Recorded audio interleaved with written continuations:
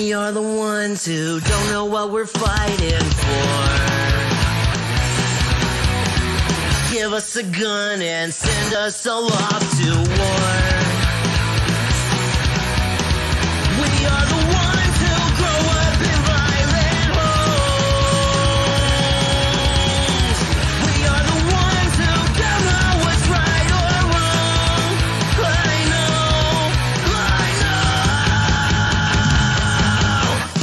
We are the ones. We are the ones. We are the ones who are born into war. We are the ones. We are the ones. We are the ones who just don't give a fuck no more. No more. We are the ones who don't know why we're losing score. Give them a badge so they could send us to the morgue. We are the ones who attempt to walk out the door. We are the ones who don't know what we're dying for. I know. We are the ones. We are the ones. We are the ones who are born into war. We are the ones. We are the ones. We are the ones who just don't give a fuck now. We are the ones. We are the ones. We are the ones who are born into war. We are the ones. We are the ones. We are the ones who just don't give a fuck no more. No. Get off this fucking neck. Love that makes you know.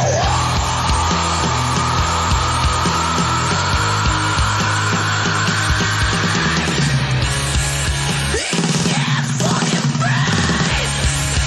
Love that makes you know.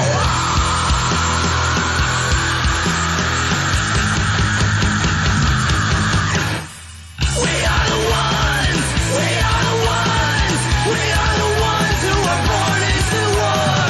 We are the ones. We are the ones. We are the ones who just don't give a fuck now. We are the ones. We are the ones. We are the ones who are born into war. We are the ones. We are the ones. We are the ones who just don't give a fuck no more. No.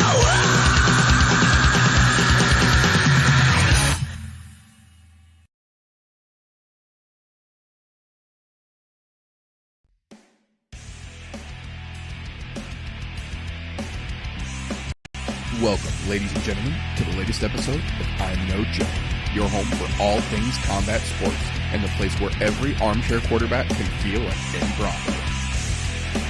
The views and opinions presented on the I'm No Joe channel belong solely to the person expressing them, no one else. If we say it, that means we meant it. That being said, this show does contain adult themes, adult content, and general shit that you shouldn't be letting your kids intake. Be advised, viewer discretion is recommended. Proceed at your own risk. You've been warned.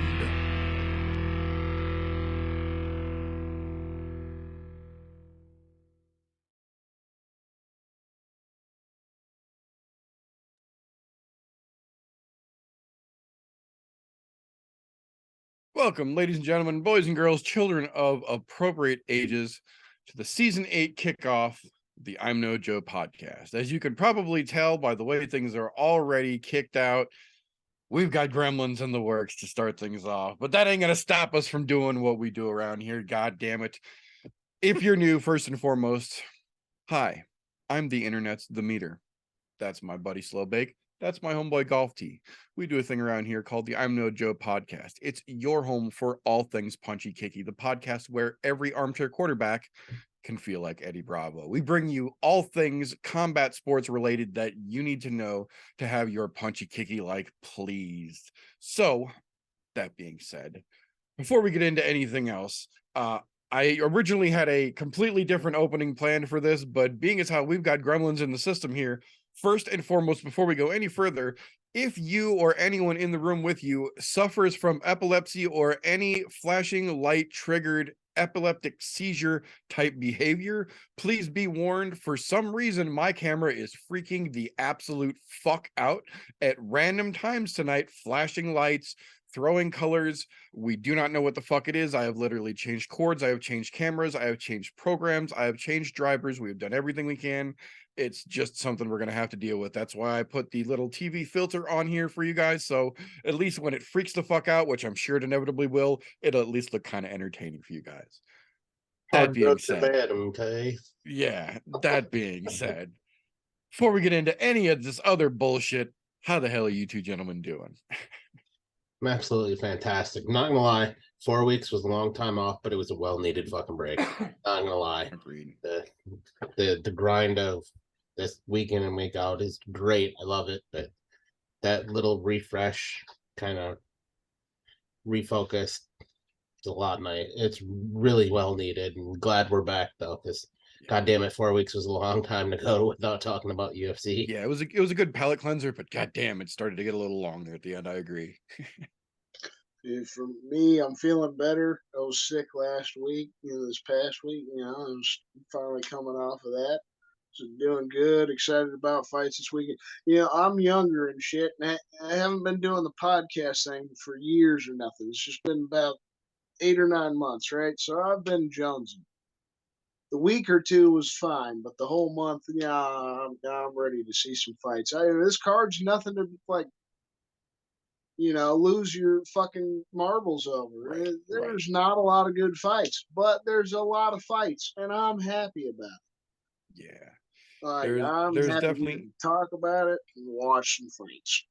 Yeah, there's definitely a lot more I would say interesting than great fights on the card.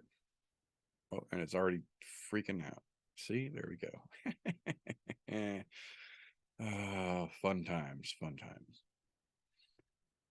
So that being said, with my frozen ass fucking TV screen going on here, we're gonna start things around here the way that we traditionally like to, with a little bit of news and recent events.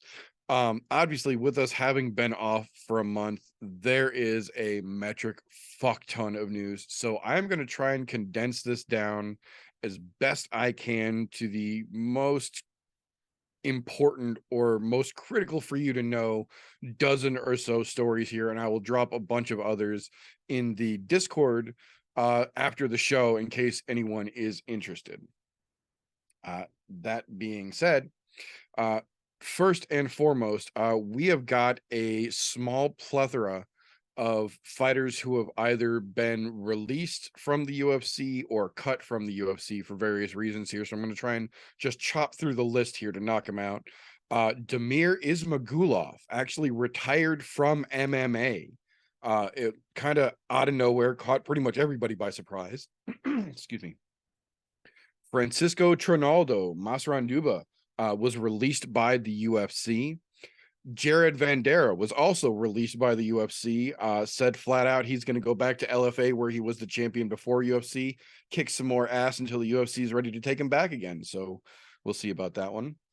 Deron Wynn was released by the UFC following his incident where he fainted on the fucking stairs at the PI and had to be hospitalized right before his fight.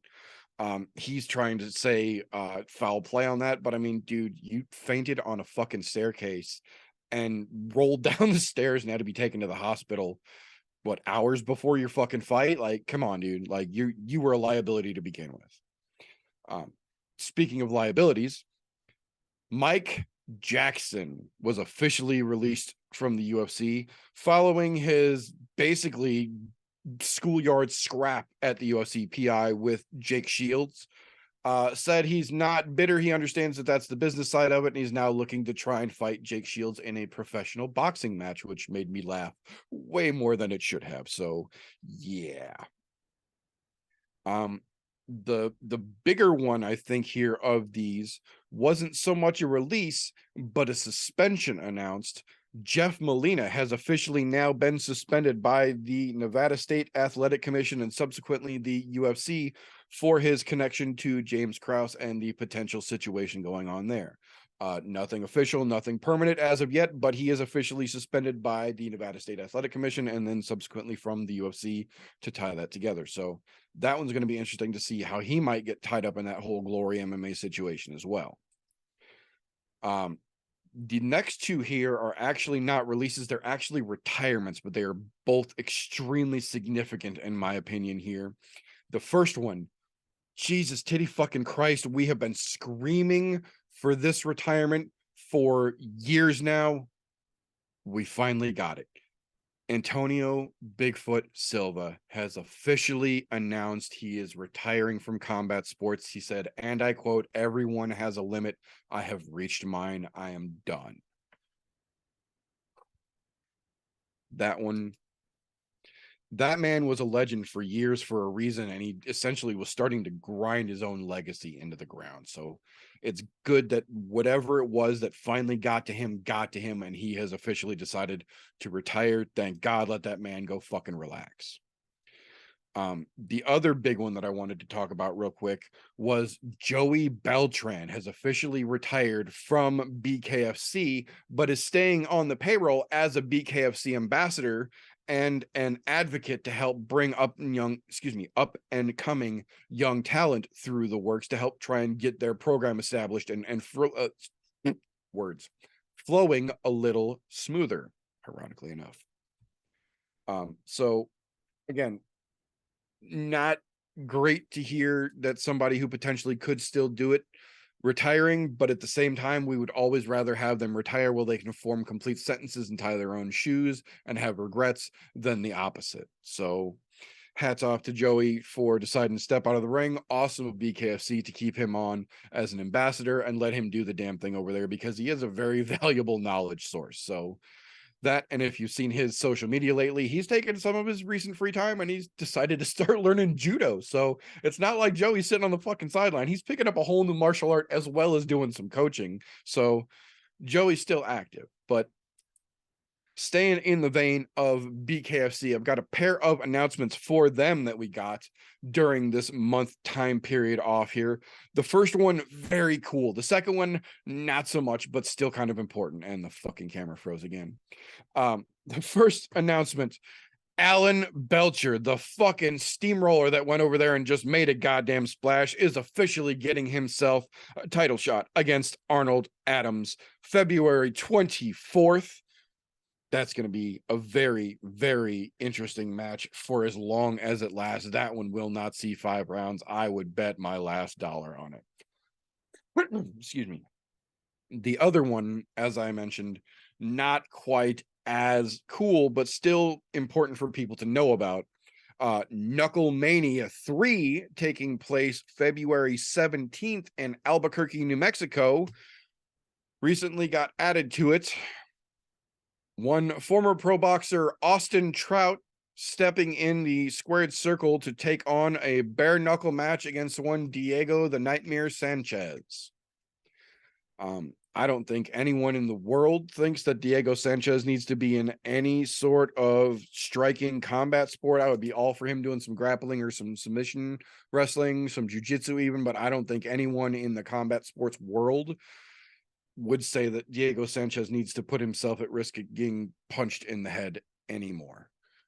So that one, like, it was sad to hear the BKFC sign him, but the fact that they're going to not only sign him, but then throw him against a legitimate former professional boxer like Austin Trout, like, that's some disrespectful shit in my opinion. So I'm not very fucking happy about Knuckle Mania 3 shaping up. That being said, back to the UFC house, UFC side of the house for a couple of announcements. February 4th, what originally was going to be UFC South Korea prior to the injury to the Korean Zombie, now is going to be UFC Vegas 71, I think it works out to, or 70 or 71, one of those two. But they added a pair of very interesting matchups to an already very interesting card. The return, the Superboy himself, Doo-Ho Choi, coming back for his first fight since 2019, stepping in against Kyle Nelson. I feel a very equal and entertaining potential matchup there. And the other one, the Iron Turtle himself, Jun Young Park, stepping in against Dennis Talulian, a very interesting matchup there as well. So that card, I do want to remind folks, and I will remind you guys again next week, that February 4th card is probably the strangest timed card the UFC may have released in the last 10 years, because it was originally set to take place in South Korea. The prelims will start at 9 p.m. Eastern time. Main card starts at 1 a.m. Eastern time. So that one will legitimately be in the middle of the night US time, even though it's going to be in Las Vegas. But we will remind you guys again about that fucking weirdness as we get a little closer to it. That being said, UFC 284 Perth. Good news, bad news. That card is getting shaken every other day. The latest and the most interesting one, I feel, as of right now, that we have got to talk about going on 284 February 12th, Jack Della Magdalena stepping in against Randy Brown. That might just be the spotlight that JDM needs to really fucking shine and show people what he is capable of down in home territory. Man, that fight was good to begin with, but then you put it down in Australia. Get the fuck out of here. That's going to be spectacular.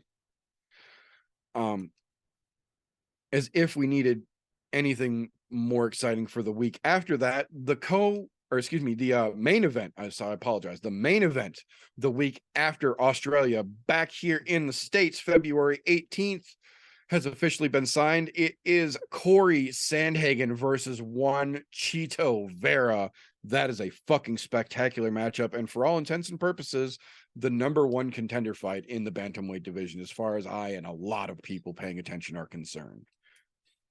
But not to be outdone, April 8th had a very interesting fight added to it as well. Just yesterday, Rob Font versus Adrian Yanez. That's going to be a fucking spectacular matchup unto itself. Oh, and then a couple of pieces of news out for the back 40, as it were, the non-UFC side of things. Coming from the UFC, though, kind of ironic. The first one I've got here, Sarah McMahon, former UFC fucking standard and staple for the longest time, released by the UFC, found herself a new home. She officially signed a multi-fight deal with Bellator, expecting to make her debut in the first quarter of 2023. So that was another, in my opinion, very stupid release by the UFC. Good pickup by Bellator. That lady's going to do some fucking damage over there, I'm telling you right now.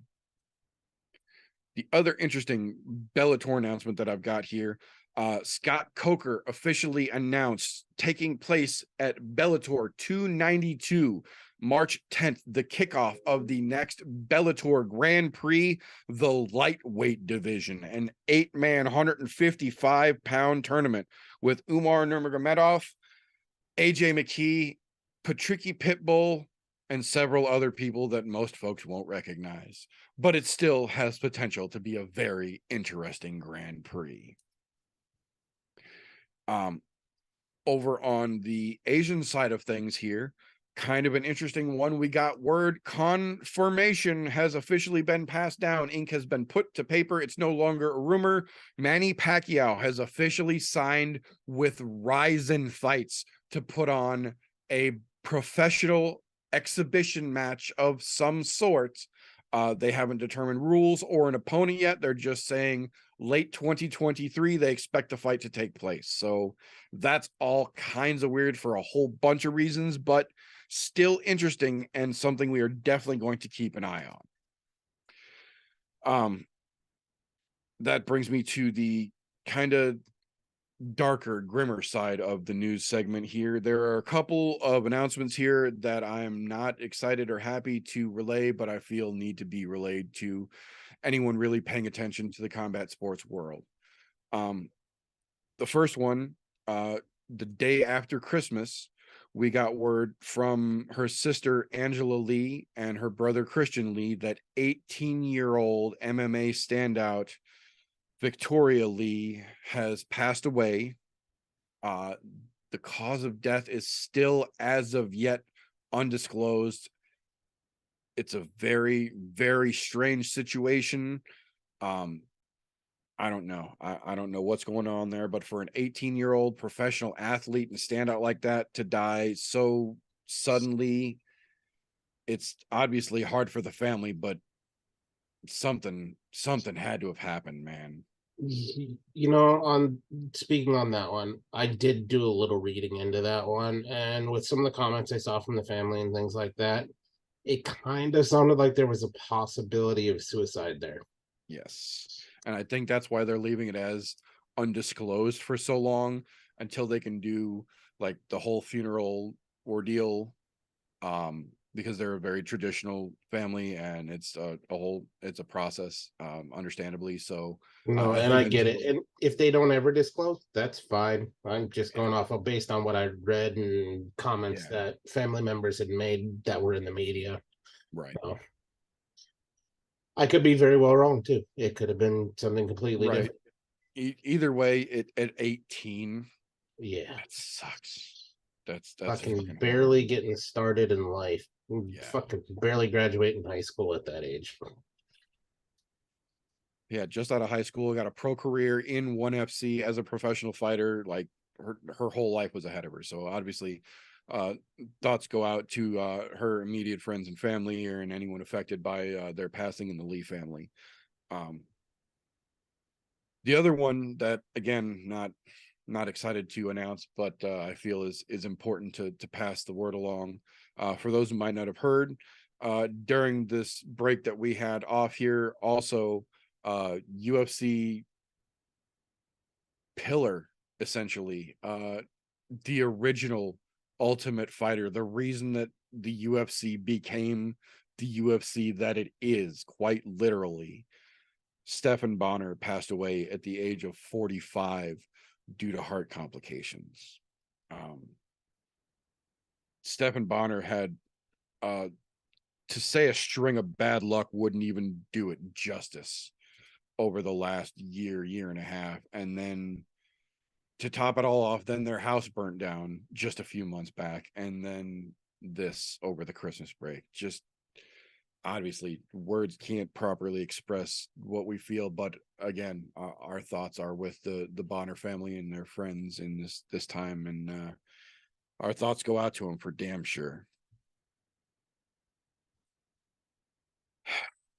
Then comes one that's kind of on the other side of that same coin, as it were. We got word that shortly after Christmas, former MMA legend, essentially, Phil Baroni, has been arrested in Mexico on murder charges from his girlfriend. Just from the police report that has been released,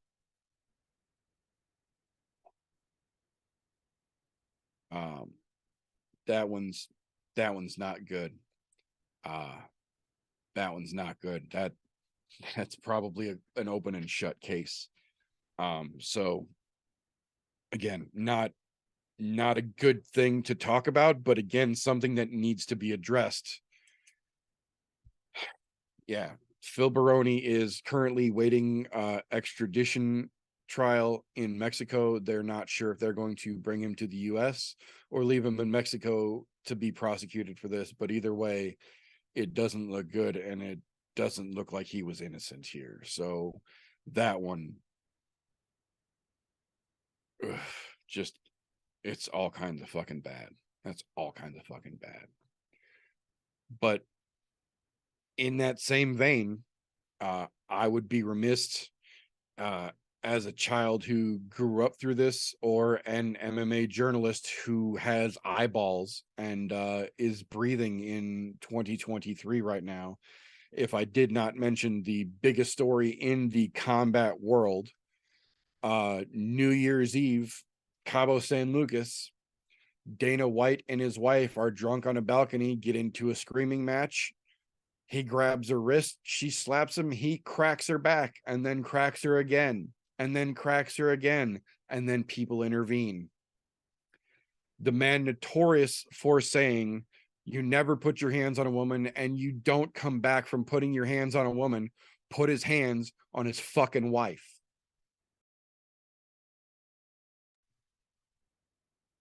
The part that really makes it extra horrible, in my opinion, is not that it happened, because Dana White did come right out and say that absolutely that happened. I did that. There's no excuse for it. I'm not going to try and make one for it.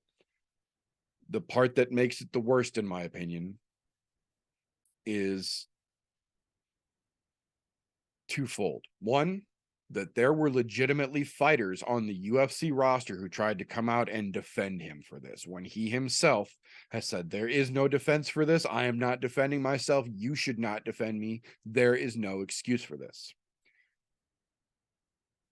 I lost a lot of respect for a lot of people who made public comments trying to say that Dana White's wife deserved to be fucking slapped. This is not a joke, and this is not something I take fucking lightly. I genuinely lost a lot of fucking respect for people who made that fucking ignorant statement.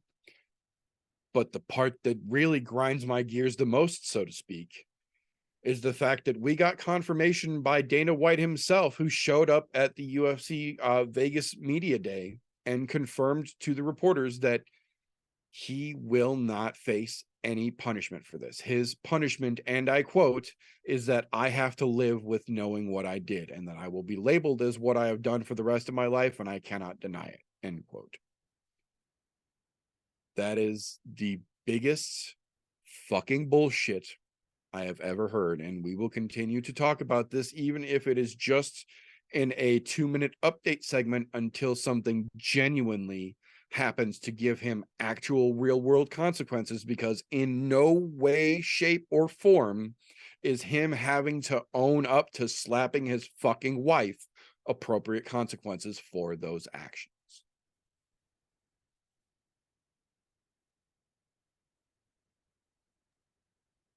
For me, I just wanted to say this out of the little press conference video he did yesterday. I mean, it wasn't really it wasn't surprising to me that he did that, because I mean, I didn't think anything was going to change or anything was going to happen after we saw the video, the TMZ video of him slapping his wife.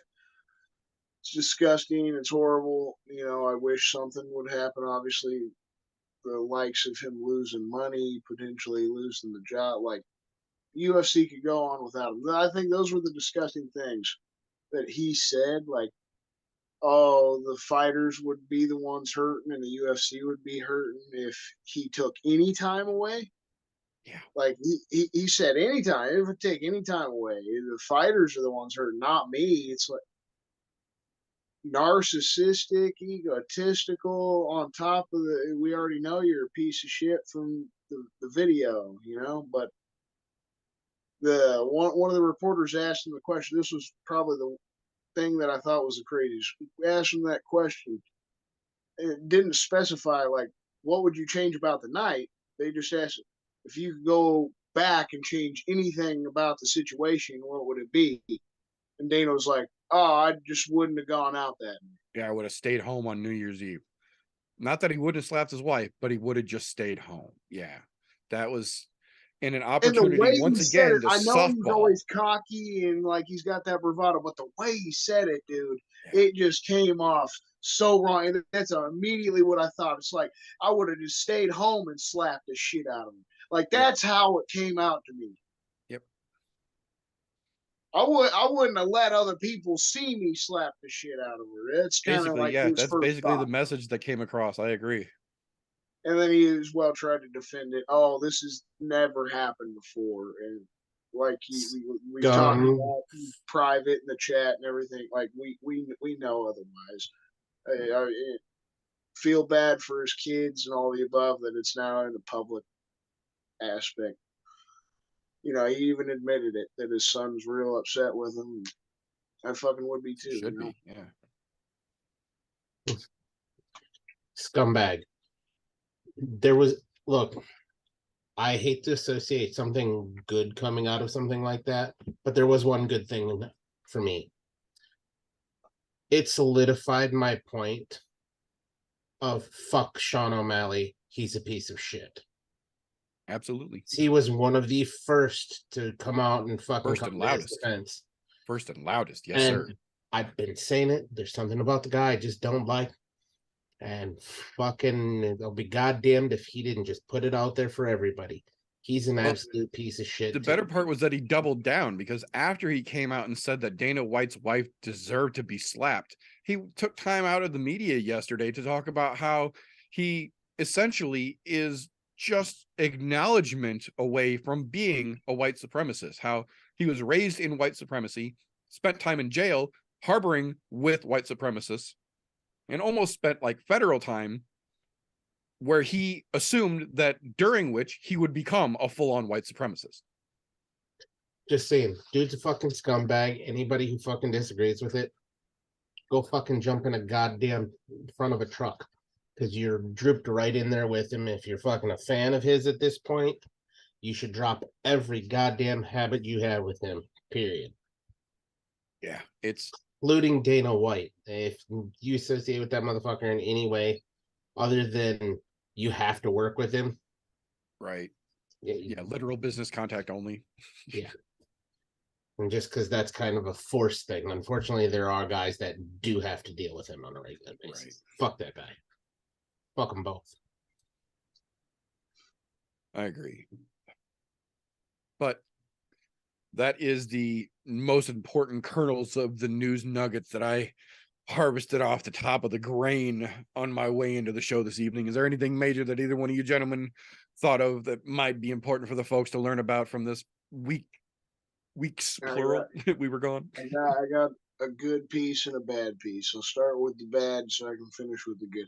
Okay, so the bad that I saw this week, and I think it just really was floating around today. Some more news came out about Kraus. You know, some news stories, some sources have come out that he's had ties with running or at least working with Overshore sports books since 2019. So everything that's been rumored and been talked about with this James Krause situation is the case. I'm sure tons more stuff will come out. It was sad to see that. You know, obviously, if you're working with some Overshore sports books, you're probably not doing up and up on the business side of things. You know, you're trying to hide some shit. But good news, I heard today, amazing fight in March. Alex Caceres, Bruce Leroy versus Nate the motherfucking Train. Yes. And I'm just about as tickled pink for this fucking matchup as I am for February's Cheeto versus Corey. This is going to be a fantastic fight in March. I mean, if Nate winds up getting it and putting on a hell of a show, beating Alex Caceres, he's ranked. Nate's got to be in the top 15 at that point. So I'm fucking excited for this one, man. There's some stakes on the line, and it's going to be a hell of a fight. Yeah, no, I agree. And especially after Caceres is coming off of that fucking loss on the submission grappling show, was day before New Year's Eve or whatever it was, the last Fury 6 or whatever the fuck it was, when Rose got her ass handed to her by Jillian Robertson. Yeah. I mean, it didn't look great. He knocks out Julian Erosa, and then he gets subbed by Pat Sabatini. So it's just like Alex Caceres is still kind of who he is. I mean, he's a great guy. He's entertaining, but he's kind of back and forth, right? Right. Well, that and Tommy's in the chat, so I had to mention Pat Sabatini. Well, you know, if he's lucky, that loss in that submission will nix his next loss in the UFC, and he'll get back-to-back UFC wins, which I would be all right with. Well, and the other interesting thing is that with him coming off of that submission loss in the offseason, there's a legitimate chance that he may spend more time in this camp working his ground game to compensate for that loss. Nate's already good on the ground, but Nate might already have a little bit of the edge on the feet, I think. And with him, Bruce Leroy being distracted by the ground game in his own head already, hey, This could make this fight real Possibility. interesting. One of the biggest things that excites me about it is Alex is not shying away from just having a fun fight. He doesn't care about the rankings. Right. Like he knocks out Julian Erosa, gets jumped back into the top 15, and he's like, I just want to fight. Just give me back in a fight quick. Right. Screw trying to work my way up. Just give me like one of the most fun fights that I could have, and that's it. I mean, Nate the Train. This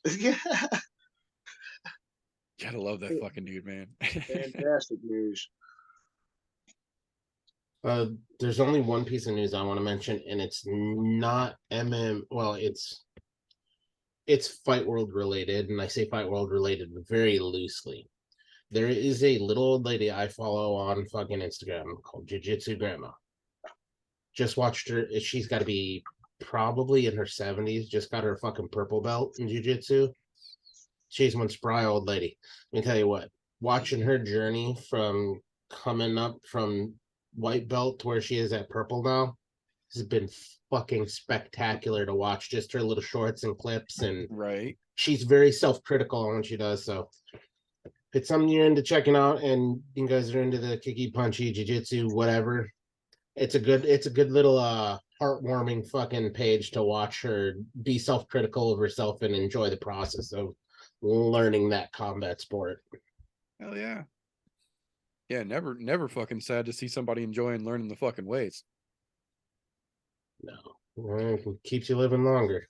Hell yeah. And especially as you're getting older, to find especially I tell people all the time, look at Anthony Bourdain.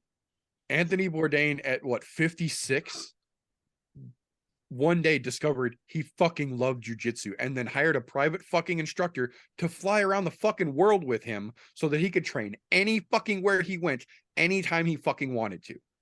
Maynard James Keenan, the fucking lead singer of Tool, Pussifer, and 9 other fucking bands. Same fucking thing. At, I think he said 43, fell in love with fucking jujitsu and hired himself a private fucking black belt to fly the goddamn world with him, so that when he's not on stage, he can be fucking rolling in a hotel room somewhere.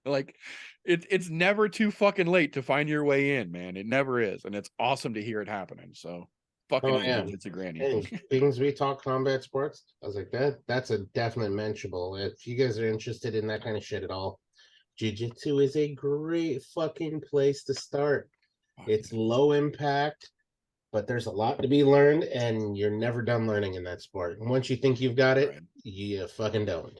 I think the only person who might be past that right now is fucking Gordon. He might be the only one.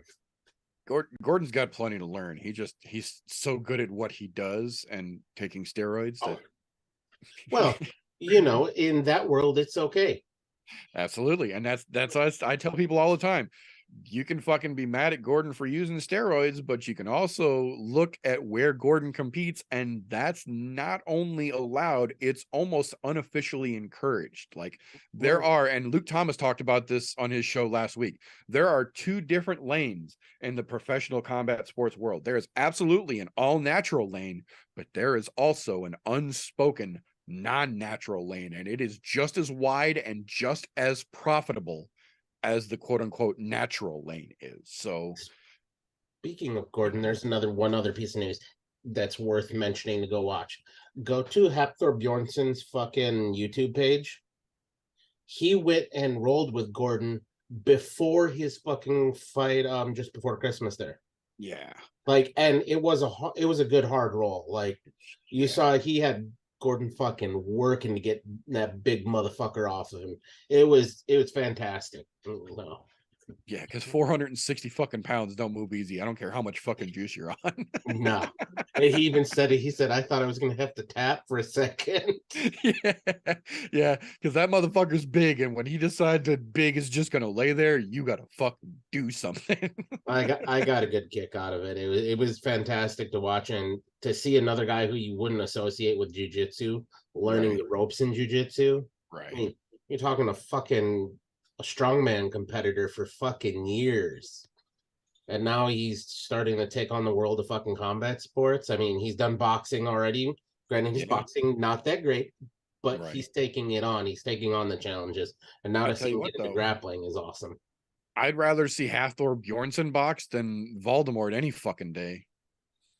Ryan Gordon told him, he's like, you're too fucking big. You can't learn any more jujitsu because you'll be too fucking dangerous. Yeah. Yeah, because Like, think you've about already that. got the A size 400, advantage. a 460 pound, 7-foot tall motherfucker that is made of yolk, that is also a fucking jujitsu protege. Fuck off. Yeah, he's like, no, he's like, you're at the perfect level for your size. I can still beat you. Yeah. Yeah, because that could get fucking insane, dude. Then you gotta think Gordon's won worlds at 3 different weight classes. Yep. So I mean, it's fucking impressive what he does, and to see him rolling with a guy like fucking the Mountain, if you want to call him that, Right. Fucking just ridiculous. There's a reason Danaher calls him the fucking future for a reason. Like, Yeah. Danaher don't fucking throw around compliments lightly. Anybody that knows combat sports knows John Danaher is a man of few words, and he's an even fewer compliments kind of guy. And he's got nothing but fucking praises to sing about Gordon. So he does know his shit. I saw it put really well in a really short video the other day. They said in jiu-jitsu you've got 3 things: either a really great guard, really great at passing, and with great technique with the passing, or you have a great gas tank. They said the problem is there's only one person who has all 3 of those. That's fucking Gordon Ryan. He's got all 3 in the fucking bank right now. Yep. My Yeah, God that damn. blonde weirdo does. He does. He's a good. He's a dick on the mats, but like every interview I've ever seen him in, he's a super fucking friendly guy. Yeah, no, he Fucking knows how weird, to like- smile for the camera. That's for goddamn sure. He can work the fucking microphone. I will absolutely give him Like that. dick on the mats. Fuck you. I'm gonna kill you. Right. Then fucking meet him in the street. He might give you $1 for a coffee. Right. Yeah, definitely an interesting cat for sure. So, with that being said, my camera fucking froze again because fuck you, camera. But that's okay, because that'll bring us to a little segment around here that we like to refer to as slows, cans, and contenders. You know, sometimes folks, us old guys, get too set in our fucking ways and we get too caught up in watching what we know, and we take our eyes off the next generation and we miss that up and coming fun and the up and coming prospects. And luckily we happen to know one of those younger fellows that can keep us old farts in the loop and keep us on the pulse and help that up and coming knowledge stick in our old fucking brains. So this is where we let our brother Christian help us old fucks out. What you got what you got for us this week, Christian? All right, so since it's the start of the year, first fight of the year, we don't really have any contenders right now or some cans to talk about. We're gonna have some fun, right? You got old guys involved, like start of the year. Try to ask some similar to what Mike Heck does with his buddy AK, what me and Vincent did with our podcast last week, like some start of the year predictions kind of thing, like some buy or sell. What you guys think on some questions I got here, what you think by the end of the year might happen. So I got a handful of them. We'll go through, give my thoughts on, see what you guys think about real quick.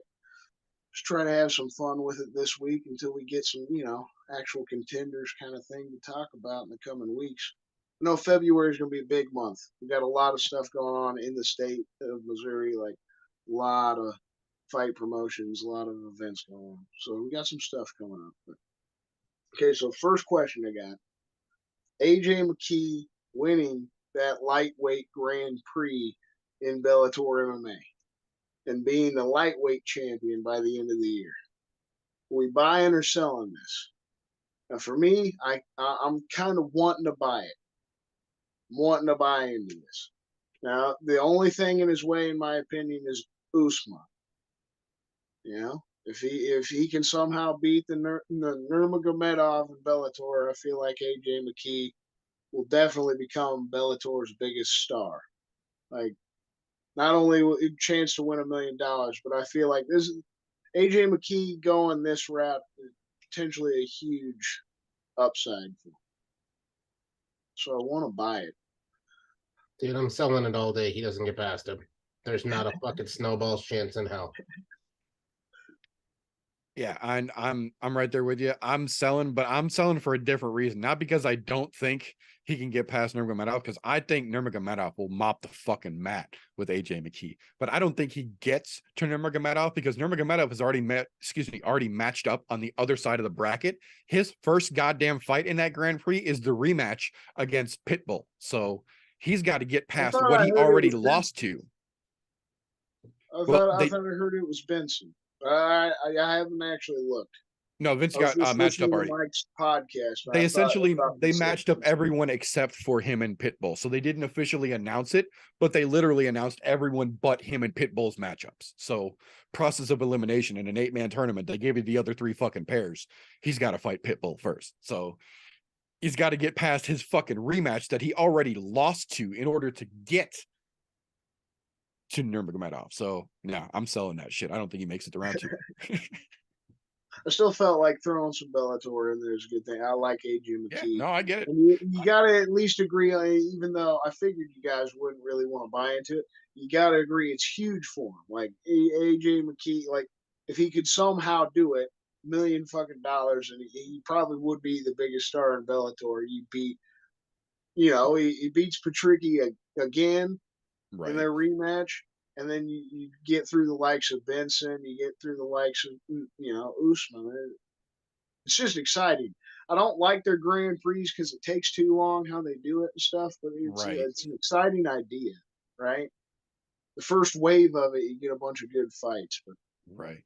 Well, the problem for AJ here, though, is that he burnt the fucking bridge on his way across it at 145 pounds. He's already said there's no way he'll ever be able to make 145 pounds. It was too hard for him to do it when he was fighting there. And that he's bulked up specifically for the rematch that he already lost, or for the fight that he already lost, rather, that he now has to rematch.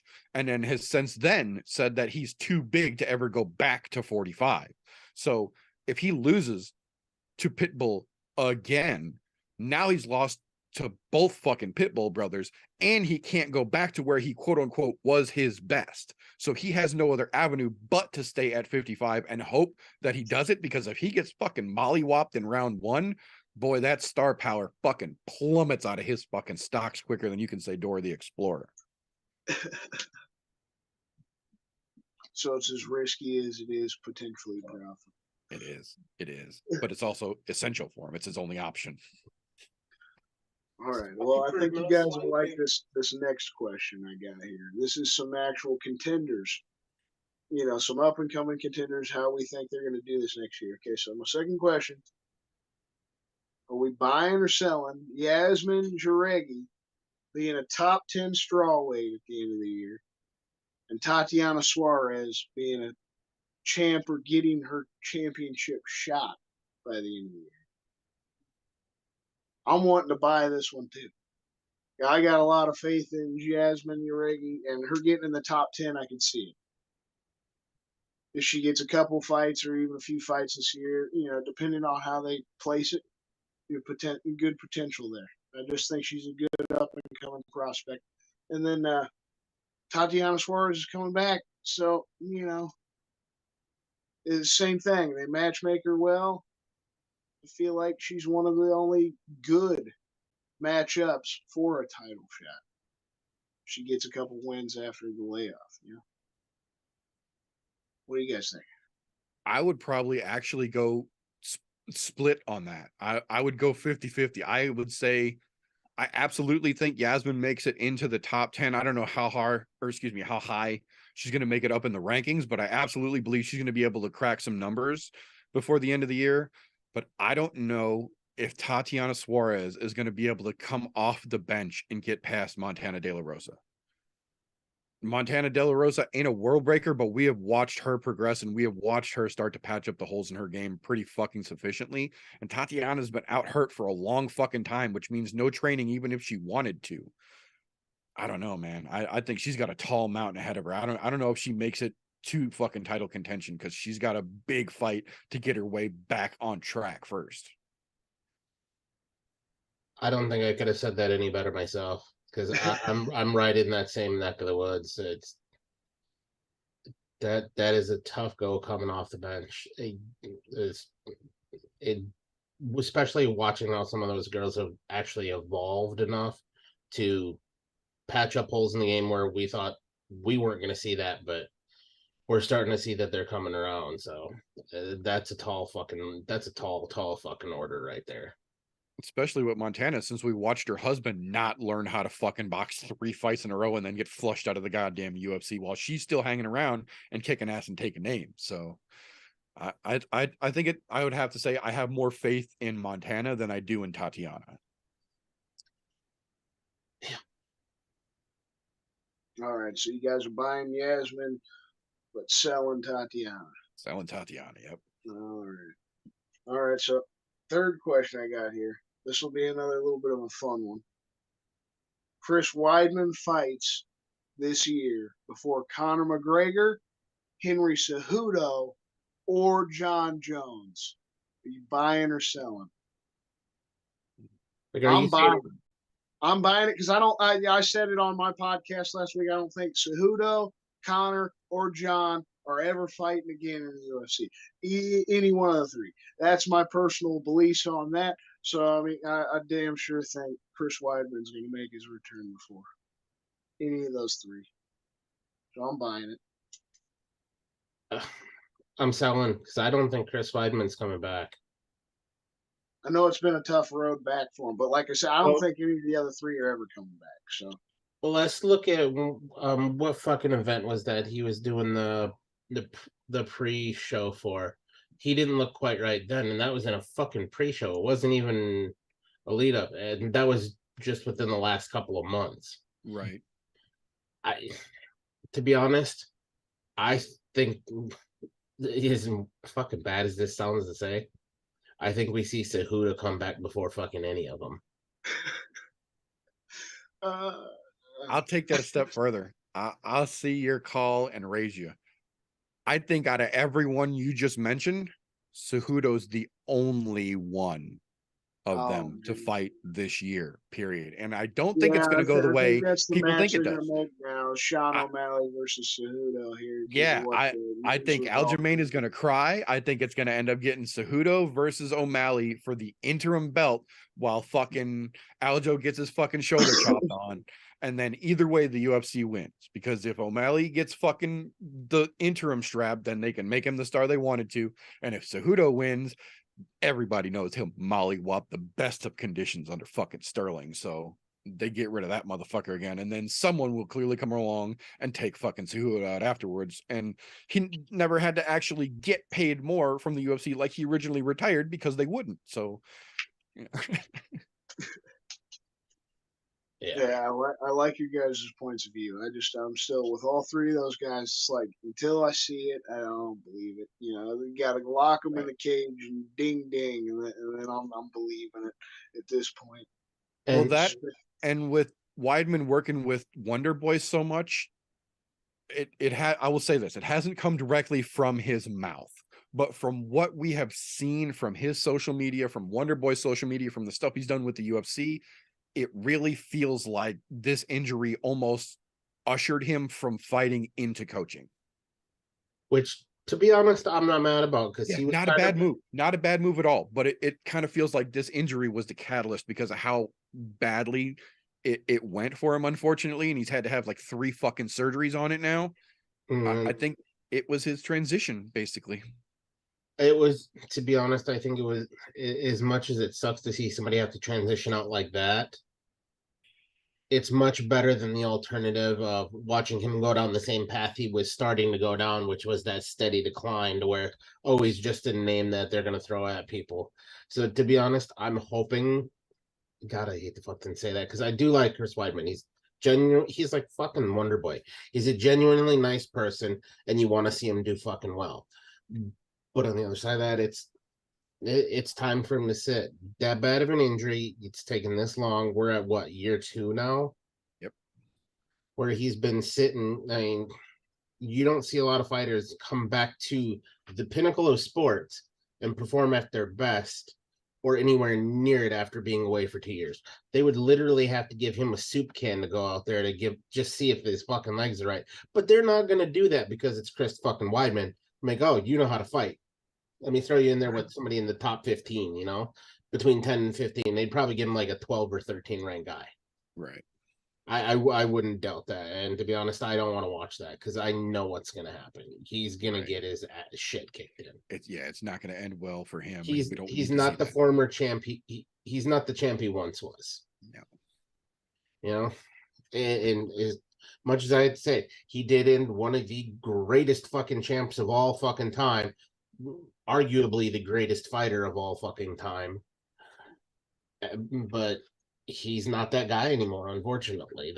Unfortunately, two things: bad injury and time. Time is never on your side in fucking MMA.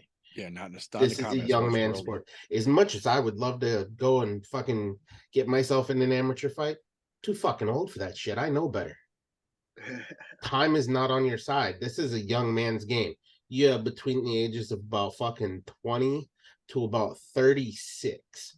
Once that 36 mark hits, fucking it's all downhill. There are a few rare exceptions to that, but they're fucking rare.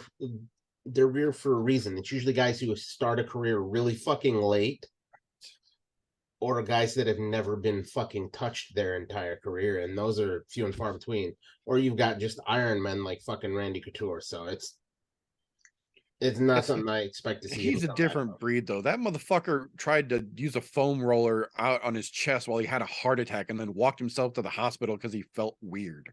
Like, he's a different species, man. Randy Couture is not the same kind of dude as the fucking caveman, dude. He's not the same as the rest of us, man. I can openly admit that. He's definitely built different. Yeah. All right. So, with the next question, this is another fun one. I've been buying all of them because, like I said, I'm having fun with these. I'm definitely buying this one right from the jump. This one's personal, about me. Slow bake, me, myself. I'm going to go 2-0 as an amateur by the end of 2023. Obviously, I buy into it. I was telling Meter earlier in the week that Vinny bought into it on our podcast we did last week. I'm hoping I can go 3-0. I'm hoping I can get 3, but I'm, play it safe. I got plenty of time. It's still January. Do you have a fight in this summer and get a fight in towards the end of the year? That's the plan. Do you have one scheduled already? No. Are they looking for you? No, I got to get myself, back in the gym. I've been sick the past couple weeks, and we got to get working. And hopefully, in the next few months, we'll get something set up. There's a moniker when I was in the military that we tended to run by, and this might be helpful to you because it's something you do even when you're sick. If it ain't raining, we ain't training. What that means, it's kind of like being a fucking postman. Doesn't matter what day of the week, whether you're sick or not, fucking figure out a way to train. Figure out some way to train, even when it fucking sucks. Embrace the suck. You embrace the suck, I'll buy in. You don't embrace the suck. Well, I mean, shadow boxing in the mirror pretty much every day counts still, there's that. As long as you're doing it when you're sick, too. Still getting up and going to work, So even though I've been sick, I've still been doing that. Just haven't been going to the gym because I don't want to get anybody else sick, Well, fucking pick up some weights in the house, do something, man, I'll buy it, though. I'll buy it. As long as you put your fucking head to it, I'll buy. Yeah, that's why I'm saying keeping it realistic. Just the 2 fights and getting 2-0 by the end of the year. Because if I get hard working at it, I should get a fight by this summer. I would think. So I'm going to be the odd man out here. Good. I'm going odd man out. I'm selling, but I'm not selling because I don't think you can win 2 fights this year. We've talked about this quite a bit. I absolutely understand the passion and the fucking attention to detail that you have for getting into this and how serious you are about it. I'm only selling because I have a feeling something's going to come down with that James Krause situation this year that's going to really fuck up the Kansas City scene. I think it's going to be hard for you to get it. It doesn't happen. That's the only thing that I'm worried about. I don't doubt that you could take 2. that I'm sure will be fine. Because I don't think I don't think that the James Krause shit is going to come down to the point that it fucks MMA in the state of Missouri, right? And How much of the local scene is he running though? That's what I was gonna say. FAC as a promotion was the only one that he had any sort of contact in. I mean, he does for Glory, right? A lot of the Glory guys, as far as I know, most of them that I'm following have moved. So I know there's quite a few guys that were training at Glory. They're training at different places. Zach Scrogan, he's set up for the next FAC card, which is happening at the end of February. So he's still fighting on FAC, which was involved with Krause, but he's training at Factory X. And I know some other guys moved to Fortis MMA and stuff like that. Marshall Kemp, he's going to be fighting on the FAC card. But we also got, the Synergy cards. We got the Knuckled Up promotion. I know for sure that shouldn't be affected by Krause at all. The Synergy card shouldn't. Shamrock, they shouldn't be affected. The FAC themselves shouldn't be affected because James Krause, they came out with it before the end of the year. He never actually owned the company in any way or the promotion in any way. He didn't help them promote anything. He didn't help match make. He literally just owned Glory MMA and coached the guys. And because they were local, they put a lot of the guys on the card. So as far as I know, he's also sold, or there's new ownership of Glory MMA. They're still open and running, but most of the up and comers that I've been keeping an eye on, amateur level and pro level, not the guys going towards the UFC. I don't know what's going on with David Onama, right? I was going to say Onama pulled from this card. He was supposed to fight this weekend. He's not. I don't know.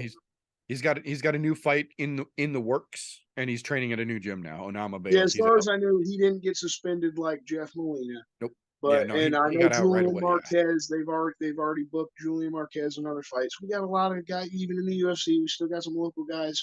I think everything will be all right.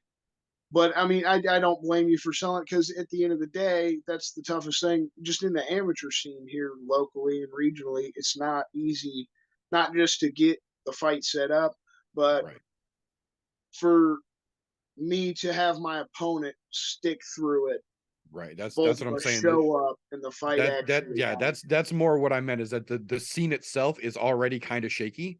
Like obviously Krause's influence in the Kansas City scene is going to be a thing, but also aside from that, the fact that he's got so many different fucking fighters from Glory throughout all the different local organizations, but B, the fact that if something happens to him, it's going to shake the foundation of the local scene itself and could cause people to get fucking shaky knees as well. So like we had two of our fighters last year, they couldn't make their fight. Lake Miter. That's what I was going to say just not long ago. Yeah. He was supposed to make his second amateur fight, but it was True Rev MMA that was up in Iowa. And the owner of that promotion didn't let him know that he needed like blood work and, didn't let him know all of what he needed to get done so that he could then sign the contract and actually be eligible for the fight until it was 3 days before the fight. So timing didn't match up for the blood work to freaking be available for him to get it to them. And so, he had to pull from his fight. And then at the end of the year, we had Tyson Hicks, who was supposed to fight on that Shamrock 342. His opponent, Terrence Crawford, pulled out. Which apparently was the second time. The guy who was supposed to fight the second time this year, that they were supposed to fight in May. The guy had pulled out. And Tyson scheduled again. They were supposed to fight there in December. And the guy pulled out again. But Tyson's hoping to get 4 or 5 fights this year himself. I mean, it's nothing about our team. I feel like we've got a great gym. We've got a great team dancing. Yeah, no, that's what I said. It's not you that I don't have the faith in. Guys, all of them are humble as shit. I love everybody at the gym. I love the gym that I've had. It's small, it's humble, a lot of hardworking dudes, a lot of good amateurs. Tyler Horton, he's hoping to fight a couple times. He might be making his way to the pros here in the heavyweight division. So I mean, like, not just in general in the state, like close in our gym, we got a lot of good guys. I'm hoping to fucking start putting my put out there. At least get a fight or two. I'm at least getting one. It's fucking January. I'm at least getting my debut this year. That's what I said. I absolutely believe you will get one fight in this year. But if that crowd situation goes haywire, that's the only thing that would keep me from having faith that you could get two. Because if you can get two, I think you could fucking nail two down for damn sure. And that's the biggest thing, or why I'm hopeful to get the two, because Knuckled Up Promotions, they are holding MMA events. We got one in May, potential there. There's one in June. They're holding one in September and November. Nice. So that's kind of my hope. I was hoping summer and then fall. Try to get two in. So, move on to my next question. There's that personal fun one. This will be a fun one for you guys. Buy or sell, end of the year, Bo Nickel, top 10 middleweight. I'm buying this one because I personally, this was my one of my bold and crazy of the year. I think he's going to be the champ by the end of the year. If everything works out, they match make him well enough, he could be the champ. I feel like the only thing not on my side with that is time, because he needs 4 fights at least this year to maybe make that happen. So they got to get him going quick. He's got to stay healthy. But top 10, I felt like was realistic to ask you guys for the buy or sell. I got to sell. As much as I like Bo Nickel, I don't think that they're going to push him as hard as he should be pushed to get to that area. Because if the Contender Series wasn't a prefixture of what was to come for him, they're going to make him fucking work his way there. I mean, the dude literally showed up and showed out on both of his fucking spots on the Contender Series, taking in less than 2 minutes of cage time in those. But by the way that they made him, we need one more fight out of you after you just come in and decimate somebody in order to get a contract, get fucked, Dana White, 1. But 2, that shows exactly where Dana White feels about him. He has too much hype. But we want to push a clown-haired fucking jagoff who's going to come to my rescue when I'm beating women like a dog piece of shit I am. So, yeah, no, I got to sell on this one, even though I think he deserves to be there and get his way there inside of the year. I don't think it'll happen. Do I think he will be there at some point? Fuck yeah. I'm going to buy it with an asterisk. I'm going to buy it. I do think he makes it to the top 10 by the end of the year, but I think it's going to be just that. I think it's going to be literally at the end of the year because he got hurt. So he's starting late. I think with everything going on, I love Bo and I think he's got huge fucking potential, but I think he's going to need a little time after his first match. And that pushes his second potential matchup of the year back to what they were originally going to book him on, which is the last fucking UFC card of the year. So I think the fight that gets him in that fucking top 10 is going to be the last card of 2023. So at the end of the year, he will be there, but just fucking there because the way shit works. All right, good shit. Okay, so last one. It's not a question for me. I just want you guys, whichever one wants to go first, I'm fine with. Give me your crazy or bold ass prediction for this year. Something that you think realistic, but as well crazy. Like, if you get it right by the end of the year, you will be looked at as a genius. Similar to me saying Bo will be the middleweight champ by the end of 2023, right? Give me something crazy. Give everybody something crazy. All the fans. See if we're right at the end of the year. What do you think, TJ? If we're just gonna make outlandish, crazy fucking predictions. Yep. Just one. Here's an outlandish, crazy prediction that I'm pretty sure is not going to fucking happen. But if it does, call me a fucking genius. I think Valentina Shevchenko loses her title. Yeah, I said that on my podcast last week when we were making predictions. I think Zhang Weili, if they give her the champ fight, she would beat her. Or even Erin Blanchfield. She winds up being Talia Santos, and they put her next up. She might. I don't know that Talia Santos made it tough for her. So Who knows? But that's my wildest fucking thing I can come up with. I'd Oh, buy no, that. here, wait a That's minute. not bad. You want really wild? We see John Jones fight fucking Francis Ngannou. Yeah, I don't buy that at all. That's bullshit. Right. Right. Exactly. I can't buy either one of those statements. That's just the craziest thing I can come up with fucking offhand. I got a good one. I got a good one. Davison Figueiredo ends 2023 with a belt around his waist at 135 pounds, not 125. After this Moreno fight, he goes up and he beats the shit out of Aljo, regardless of who he's got to go through to get there. I think Figgy Smalls, because he's already said he's going up. I think this Moreno is going to be the one that he's like, you know what? This is all the UFC wants to match me up with. I'll go up to 135. There's a lot of great fights and I can beat all those fucking guys. And I think he does. Well, if he keeps his bullshit going that I saw today, we may not see any of that, but hopefully, right? Right. I'd like to see him go up to 135 at least. It'd be fun. I think Brandon Moreno wins if the fight happens, but I like Brandon. I'm still favored towards Cheetah on the 135. I feel like if Davison fought him, Cheetah would win that. But there's a lot of things. But yeah, I heard Davison. He's trying to like spark up a coup.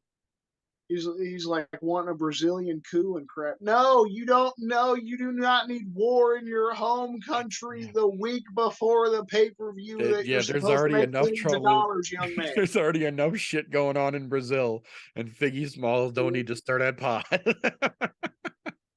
I see that today. It's just like, what? It's like the biggest opportunity of your life right here, boyo. What are you doing? Yeah, You shouldn't don't be throw it trying the to fuck away. spark it up. Come on, son. Mom spaghetti. God damn it.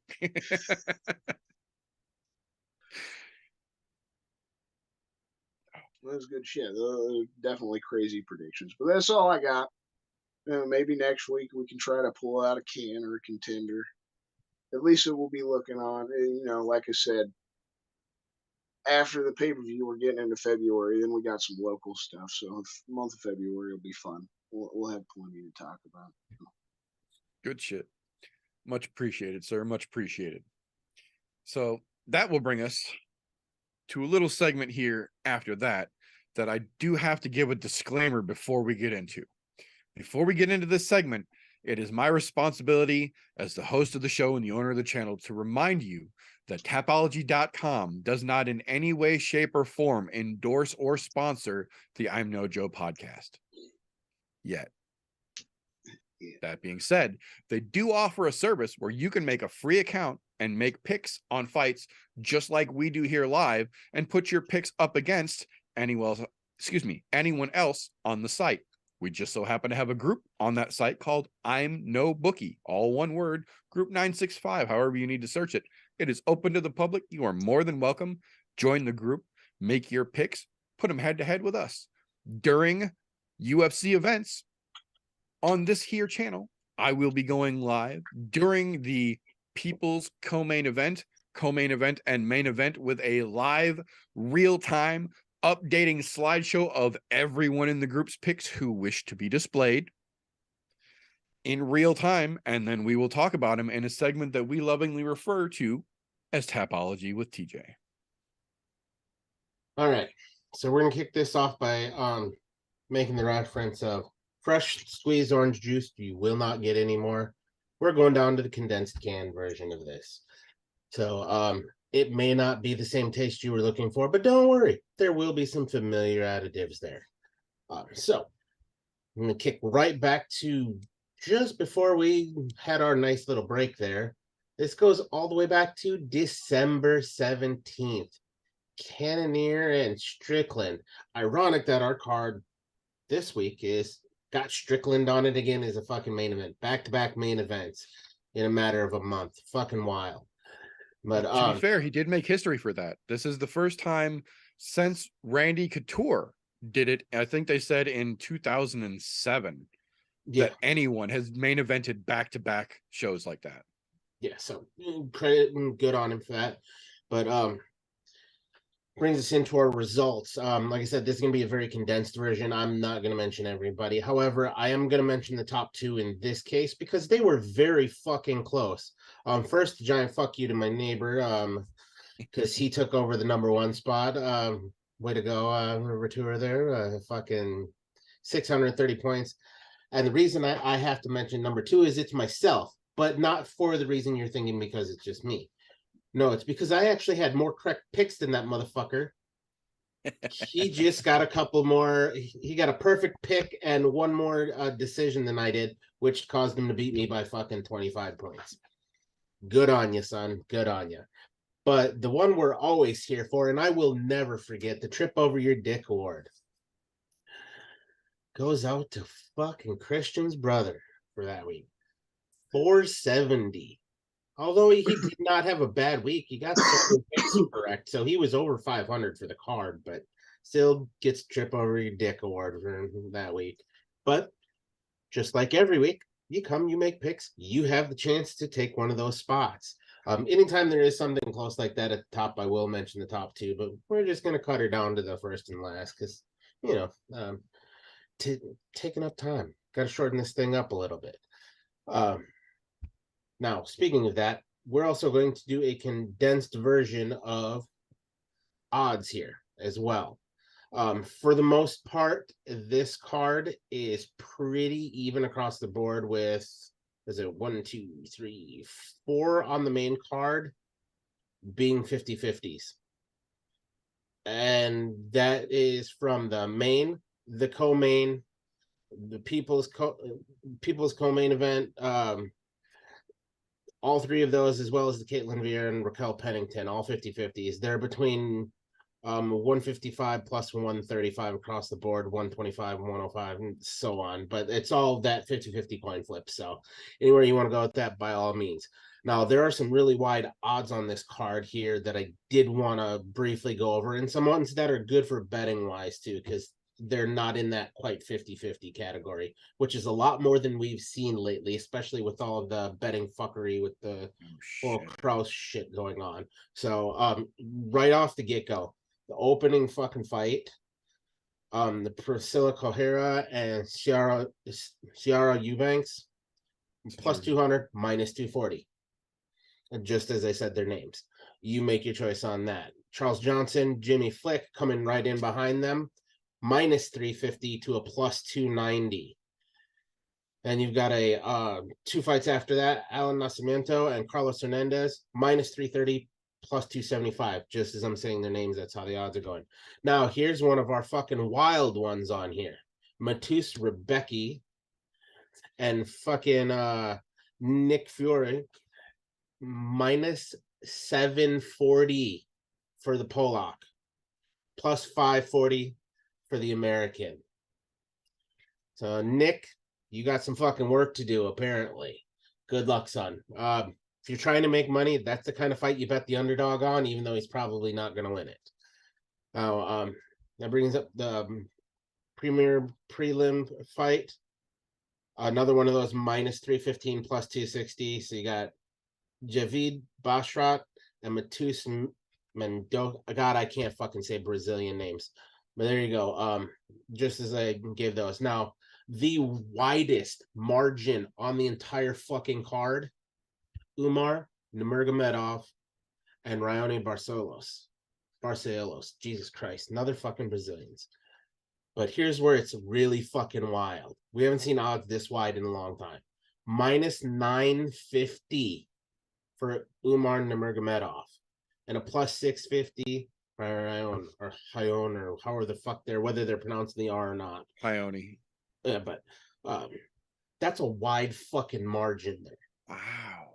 Minus 950 favorite in a plus 650 underdog. That's fucking massive. Now, the one thing I will say, if you're going to do a parlay bet, the Nurmagomedov, that's the one where you pick him as the winner because you know it's pretty much a fucking lock. He's fighting an unranked fighter. He's ranked number 11. And to be honest, he's been tearing through people pretty easily. So it's an easy pick. So there you have it. There's some fucking good picks in there. There's some really easy ones, but there's some other ones that are kind of coin flips. But there's a lot to this on this card specifically with where the odds are currently. There's a lot of money to be made because some of those, I don't know that they're quite right. Then we'll see you guys on the fucking flip side next week. Let you know who trips over their dick and who wins it. Thank you very much for that, sir. Much appreciated. Excuse me. So with that being said, my camera's still fucking frozen because why wouldn't it be? This is the point in the show where we lose that friendly atmosphere that everyone giggles their way through in the beginning portion of the show, and we bring things down a little slower, a little grimier, a little more primal, a little more combat sports natured, if you will, in a little thing that unfortunately audio listeners will not get to enjoy, but those of you watching the replay or catching us live will know by the GIF rolling terrifyingly across your screen that this, boys and girls, is the moment where we bring things to a little thing we like to call the pit. This is where we take the friendly atmosphere and we throw it out the fucking window and we make things a little bit competitive. We put one man against another, 2 men enter, 1 man leave, just like Thunderdome, but way fucking cooler because we're here and they're not. That being said, there's a sound I hear off in the distance. It's on the wind, if you will.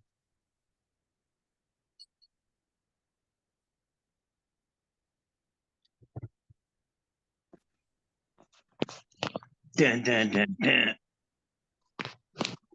The one and only. The Clown Puncher. Ah! How you doing, brother? How you doing? Good, good, good. How are you guys doing? Here and ready, brother. Hold So, on. boys and girls, Hold this on. is a thing we call the pit. We put 2 men or women, we're not specific, against each other in head-to-head combat for the sake of your entertainment. So we're going to start things off around here as we like to. Oh, we got to start them off right. Oh, I was like, what the fuck? We're going to start things off here as we like to. Golf T, with you being the more seasoned veteran, as it were, we're going to give the Clown Puncher the option to go first to kick things off for us here. First things first, Mr. Clown Puncher, as we like to go around here. On every card you see, there will be one fight that just absolutely sucks. But for some reason, people think it's important. We'd like to call that the "what the fuck am I watching" fight. On this, our first 2023 card for the UFC, of the fights that we have got lined up on this UFC Vegas 67 card, low though they may be, of those fights, which one would you say is the "what the fuck am I watching" fight? The fight that isn't really worth watching, but people seem to think it just might be. All right, hold on 1 second. I did some homework here. Let's see if I can get these on. Okay. Got my handy dandy notebook. Let's see. Love a guy who brings in notes to the table. Right? I didn't have a pen, so I used a Crayola magic marker. Not a sponsor, but should be. Right. All right, so first of all, welcome. Yeah, how big my eyes look with my glasses. Man. I'm gonna say the first fight of the night. What was her name? Sajara versus Pikachu or something like that. I'm gonna go with that because I wrote notes. I mean, Sajara can never make weight. She don't ever win when it counts. So there's that, and you got Pikachu, the eye poker. Definitely go get a beer, or if you're running late, don't worry about it. Wait for the next one. So I'm gonna say that's the what the fuck I'm watching fight.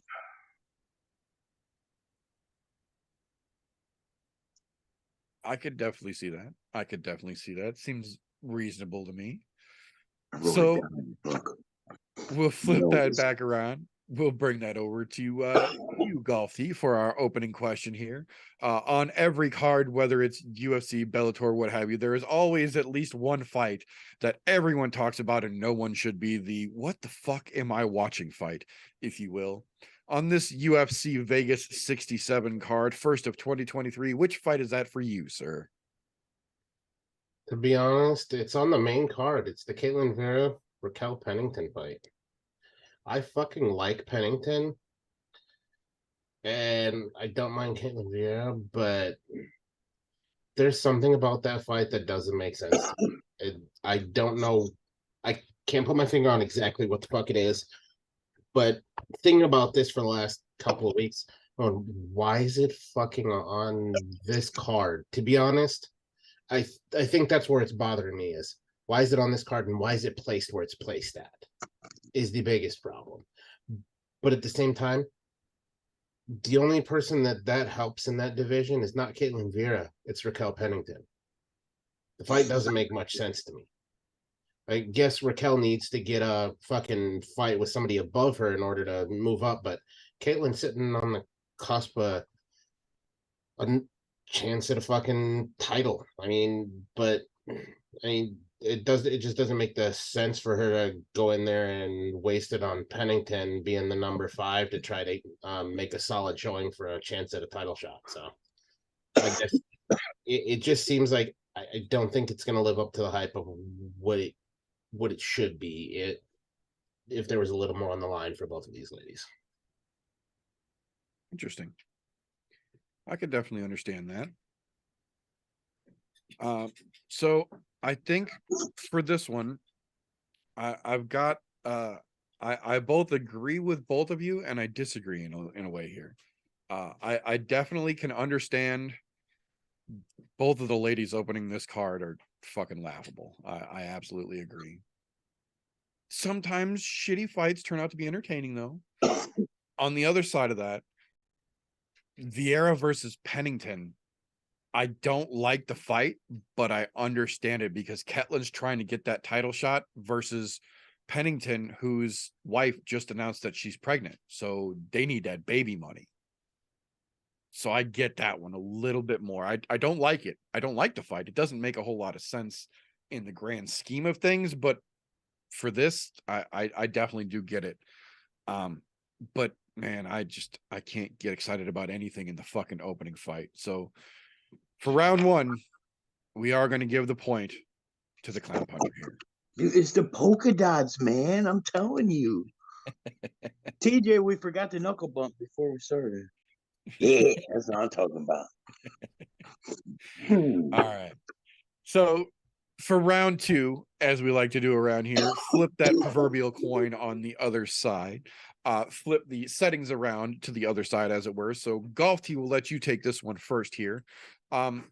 If every card has a fight that no one should be watching, that means by the law of opposites that every card should also have a fight that no one's talking about that everyone should be. We around here like to call that fight the "Hey mom" fight.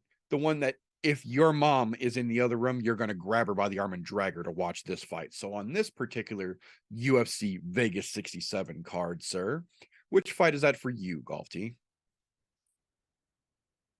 This is going to come as a surprise to quite a few people, but I like the prospect of a good fucking knockout. So I'm going to say the Ribeiro Al Hassan fight. Because there's a prospect that Abdul fucking goes out there and just absolutely flatlines Claudio Ribeiro. I mean, we've seen him do it on more than one occasion where it's fucking quick. When he gets into deep water, he's still dangerous, but he loses a head of steam and it starts to look like a fucking walrus slap fight at middleweight, which is a little weird at a middleweight, but the dude no doubt has one hit fucking wonder power. So definitely one where I say there could be a lot of fireworks there. And you're getting a relatively unknown fucking Claudio Ribeiro coming in there. So this could be a good chance for Ribeiro to make a good fucking name for himself, knocking out a fucking knockout king there. Interesting. I can see that. So that'll bring us back across the octagon, as it were, to the other side here. Mystic Clown Puncher. If every card has one fight that you have to watch, that also means that every card has one fight that you just can't miss. If one fight that we talked about earlier, nobody should be watching. This is the fight everyone should be, if you will, the "Hey Ma, get over here" fight. So which one on this card is that for you, sir? That's us. Hold on. Oh, I almost lost it. Let's see. There's words in here. So this is a fight that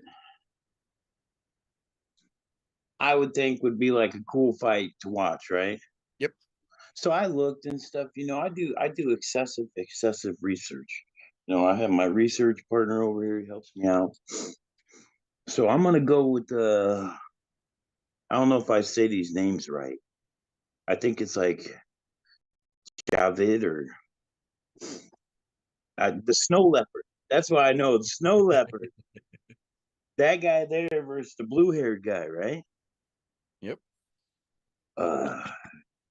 Matkus or something. He's an up-and-coming guy. I like that they're both undefeated. That's actually kind of cool. You know what I'm saying? I always like that. And it's undefeated versus undefeated, so someone's gonna lose. Right. But I would say, hey Mom, come check out this snow leopard. So that would be that one there. I got that one's in red. See, red. But that's the fight I'm gonna go with, just because the undefeatedness. Look, order now, baby clown punchers. But that's what I'm gonna go with. Nice. Final answer. Nice. I can appreciate that. Definitely always fun to see a potential O's gotta go fight. I think the only issue really is that the O's gotta go fight is bantamweights. And the one where we know somebody is probably getting knocked the fuck out in middleweights with Abdul Razak Al Hassan versus Hiberio. I like a good knockout, and I feel like this card needs one. And I feel like if I had gun to my head, got to pick one of those two fights where it's coming, I think that Al Hassan fight is just that much more fun. I love an O's gotta go fight, but realistically, there's a possibility that O's gotta go might end up as a wrestle fucking. And when it comes to Al Hassan, that dude got all his wrestle fucking out when he was in jail. Round 2, point goes to Galti.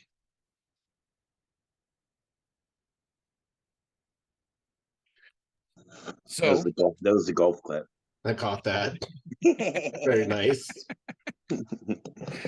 So that'll bring us back to round 3 here, back to our clown puncher to answer first here. So in this crazy first UFC card of 2023, shaken up though it may be, the one thing that did stay constant is this co-main event that we are looking at here in the form of Dan 50K Ige versus Damon Jackson. So I gotta ask, sir, how the fuck does this fight play out in your eyes?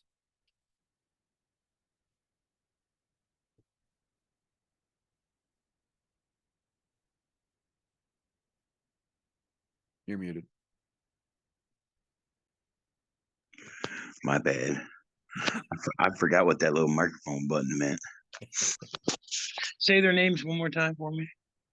Dan Ige and Damon Jackson. Okay. So I think if Ige don't take him out soon, I don't think he could go distance. So I think Jackson will just dominate him. I mean, He's been underestimated quite a long time. So I feel like Jackson just dominates it. Interesting. And Very plus, how can you not pick Jackson? I mean, there's a Jackson 5. That's right over here. Gary, that's near me. And at the casino I go to, they got the Jackson 5 outfit. So I'm going to go with Jackson. Nice. I could definitely understand that. Definitely get behind that. So that'll bring us back across the octagon, as it were. Galti, in this co-main event, the only solidarity we've had on this weird fucking card getting shaken around already. How do you see it playing out? Do you think 50K can take it home, or do you think the man that looks like the roofer that stole your hammer can really come away with the win? God, he really does look like a fucking roofer. I hate to fucking admit that, but he does. What this boils down to for me is Dan Ige is on a 3-fight fucking skid. This is his shit or get off the pot moment. I don't think with another loss that he stays in the UFC, even though they still have him ranked 13 in the featherweights. I just don't see him staying in if he takes a 4th loss in a row. Because yes, there was a point where he was 50K Ige for a reason. He's not been 50K Ige for a reason for a long fucking time. And as much as it pains to say me, I fucking agree here. I don't think he gets it done. I think he's lost a step. I think we see the roofer come in, take that stolen hammer, beat Dan Ige over the head with it, just as he did Pat Sabatini, and fucking call her a day. I think we see Damon Jackson finishing Dan Ige. Yeah, no, I'm inclined to agree with both you guys. There was a point in time, I'm not even ashamed to admit it, I was on that fucking Ige train hard and heavy. When he was Dan Dynamite Ige, before he became 50K Ige, I was all aboard that fucking train. I would chew and pass out fucking popcorn to every little kid I saw. I don't give a fuck. But we have since seen that train lose some serious fucking steam. And as much as I hate to admit it, it really feels like this is Damon Jackson's ticket into the rankings, because he's unranked right now. Ige's all the way down to 13, was 1 point a title contender. Man, I think the roofer runs away with it here. I absolutely agree. I think everybody is underestimating Damon Jackson. The fact that he did an entire episode of Between the Links with Mike Heck running on a fucking treadmill and never broke stride and never sounded out of breath for an hour and 15 fucking minutes. He ran on a treadmill answering questions intelligently. I have faith now. He won me the fuck over. Like, I seriously at one point thought that dude looked like a contractor that would show up and disappear for a little too long during lunch. I say with air quotes for those listening. I'm on a safety break. Yeah, at this point, like I get it. I'm on board. So I'm definitely off the Ige train. I think Damon Jackson is severely underestimated here. I give the point for round 3 to the clown puncher. I agree. The underestimation is going to be the downfall, I think.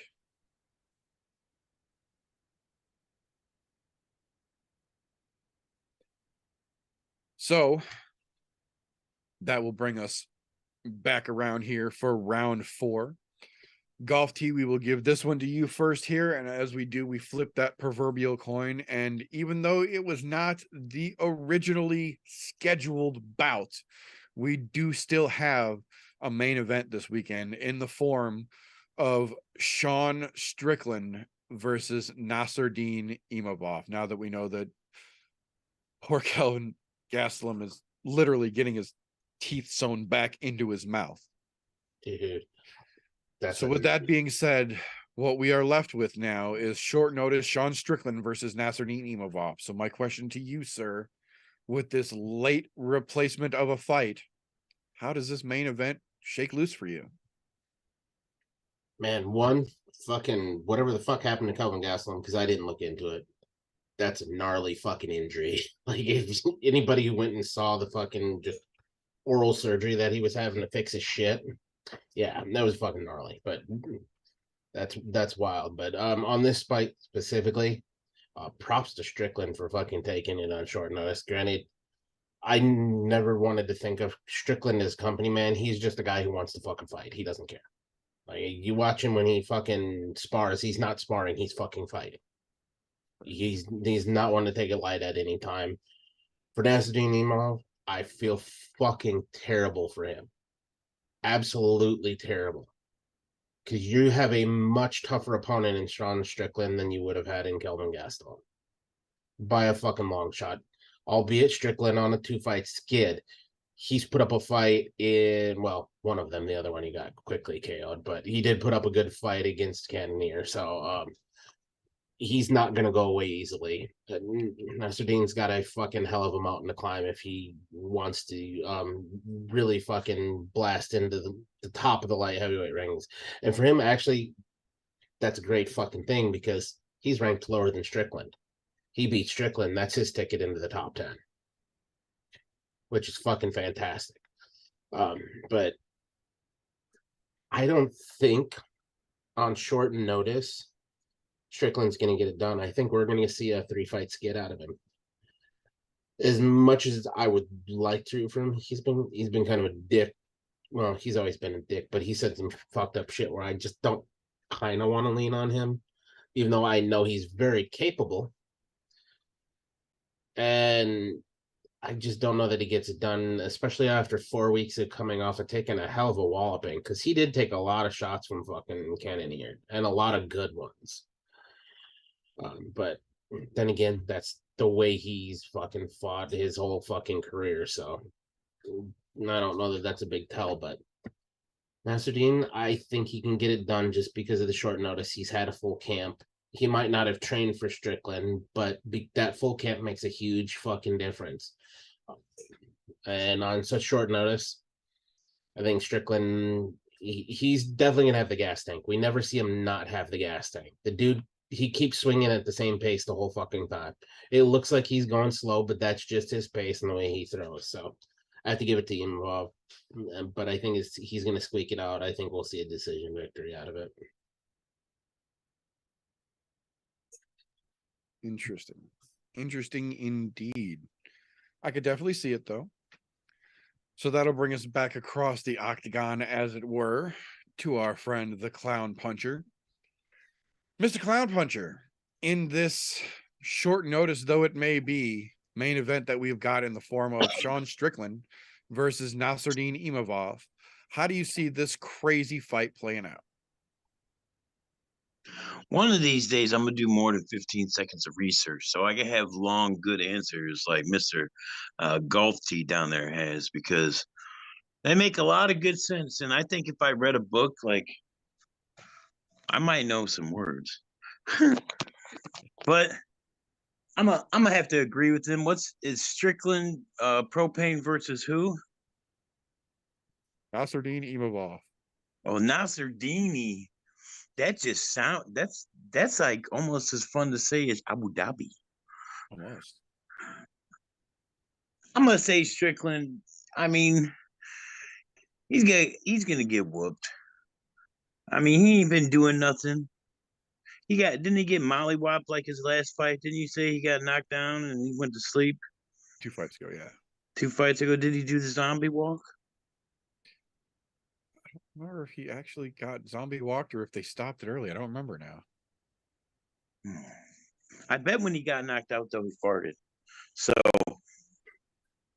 I'm gonna go with the guy that rhymes with Abu Dhabi. Nasruddin Imamov. Yeah, that guy. Mamov. That's so awesome to say too. But yeah, I'm gonna go with him. But one day, soon, I will have long answers. I hear they make a pill for that. Shit. Oh no, I agree. I don't know if it's the fact that Strickland admitted that he was literally sitting on his ass playing fucking video games and not doing a damn thing, not training at all when they fucking called him, and that he took the fight literally because they offered him more money than normal. But I agree. I think Strickland is in a fucking bad way right here. I will say, The only good thing I think about this fight is the fact that they agreed to do it at light heavyweight since it was short notice instead of trying to make them both cut to 85, which would have been where they should be fighting. But on short notice, I like when they let the guys fight at the next weight class up like this. I do still think though, if Strickland gets beat here, I think that ranking transfer still counts at middleweight though. I think even though they're fighting at 205 and Sean's coming in on short notice, I think if he gets fucking beat, I think he still drops at least out of the top 10 and Nasruddin moves into the top 10.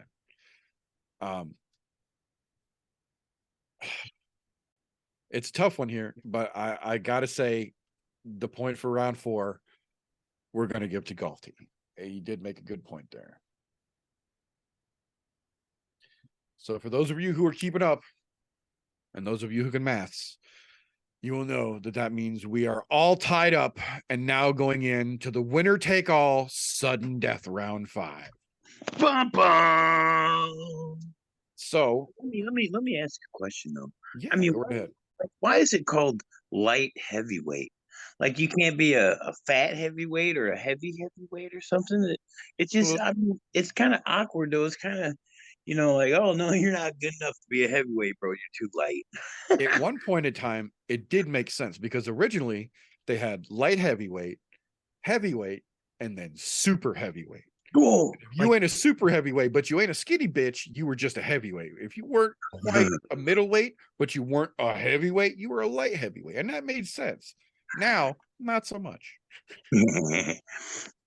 good answer. Thank you. Okay, so for round 5, has nothing to do with the card that we are here to talk about. It comes from the Post-it Notes of Fate. Oh, the Post-it notes. Oh, I'm not muted, my bad. All good. Golf T, we let the clown puncher go first, so I will give you the prerogative here. Would you like to answer the question first or choose the question that you guys answer? I'm gonna let the clown puncher choose the question. I'll go second. Okay. All right. So, Mr. Clown Puncher, I need a number 1 through 7, please.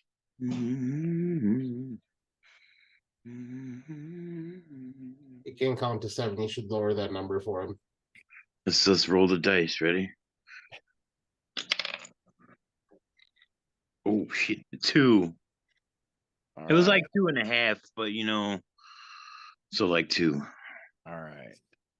2 is a good question. That works out pretty well. Damn it. So,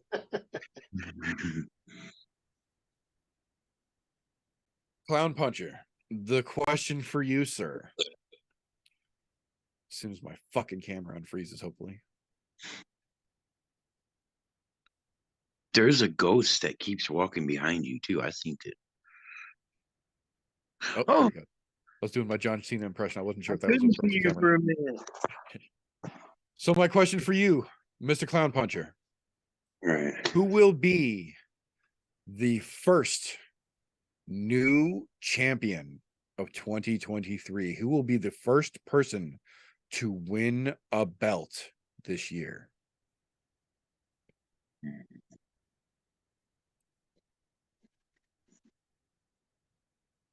Do I get can I look at the fights real quick? Yeah.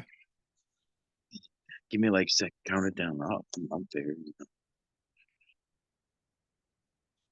Oh no, there's one coming up.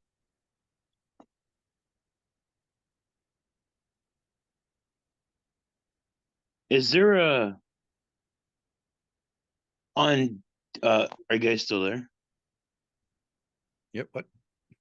On 283, is that Figaro guy? Figueredo, yes. First, that's for a belt too, right? Yep. I'll take it back old school. Figaro. That's who I pick. And that's the only reason, because I like his name.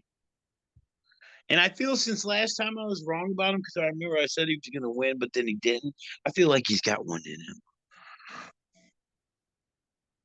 Is that so? Do they both have belts?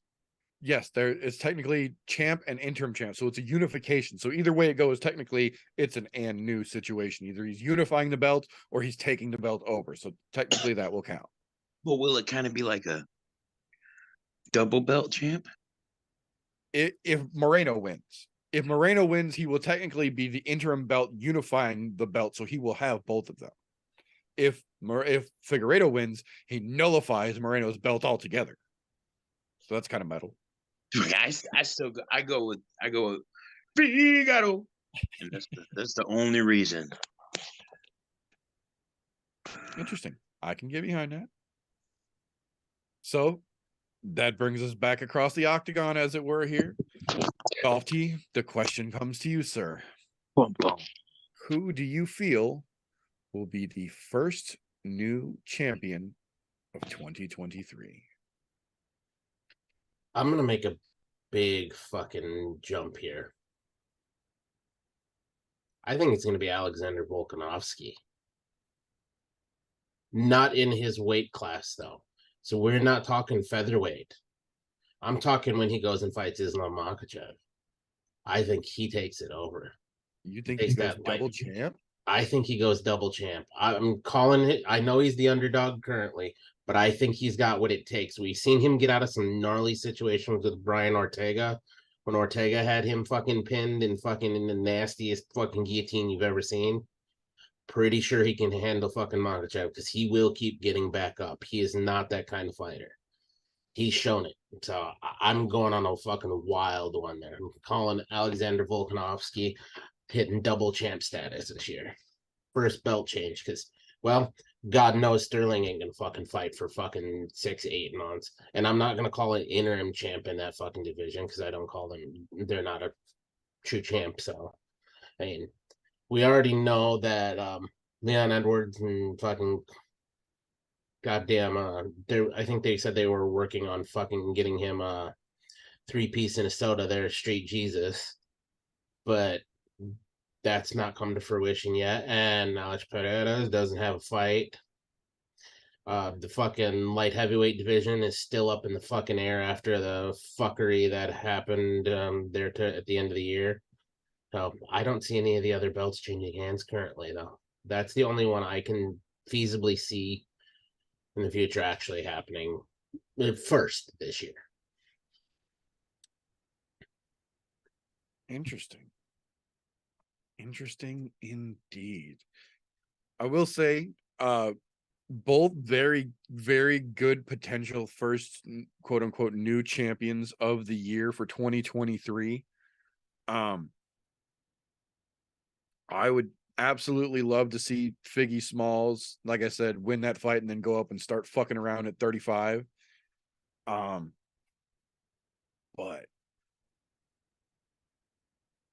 the possibility that not only does Volk stop the Makhachev hype train, but also becomes the first 45-55 double champ since McGregor, hashtag make double champs cool again. I'm not gonna lie, it gets a little movement down in the groin area for me. I think I felt it tickle. As much as I would love to see Figgy Smalls reclaim the status as the supreme one down there, man, seeing Volkanovski be the one to not only end the Makhachev hype train, but be the next literal McGregor in holding 45 and 55 at the same time, that makes meter of detention. It gets my fluctuation going. If you feel what I'm saying here, I will give you both credit. Great answers, but I've got to give the point to round 5 here, and unfortunately, subsequently, the win to Golf T. The thought of seeing Volk just stand proud at home, destroying everything that Khabib has worked for, it tickles my black heart too much. I have to give you credit, sir. Bro, where did you go? You transported somewhere. I'm just showing you the lights, son, because that's all you're seeing now. Congratulations, man. Hell yeah. Thank Those you. are like the Alaskan areolas, right? Something like that. Oh shit. Thank you, gentlemen, both for your time. Clown Puncher, well played, sir. Awesome, awesome round. Always great to have you back on the show. Much appreciated for your time and your efforts, sir. Always a pleasure when you're here. I even Golf- throw in a little slow bake in the beginning. You saw that?